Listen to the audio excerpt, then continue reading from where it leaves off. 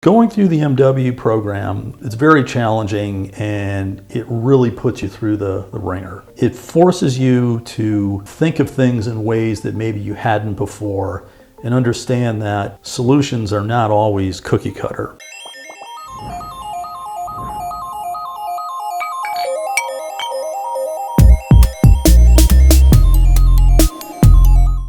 How did Master of Wine change when you knocked door of Sam's or Applied or Bevmore, versus someone who doesn't have that?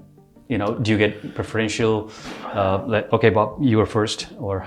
I'll tell you, passing the Master of Wine, I passed in 2002.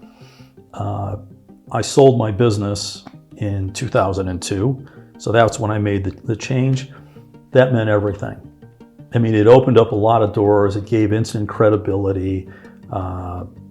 It helped in ways that I can't even express. And it still does to And this it helped day. in functioning your role as well in the business, I believe. It absolutely. More than the career, right? Like performing better at your job? I think both, because going through the MW program, it's very challenging and it really puts you through the ringer.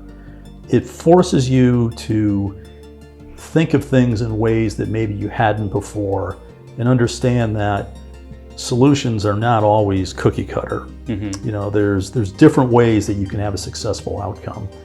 And I think in that regard, it gave me much more perspective in thinking laterally, if that's the correct term.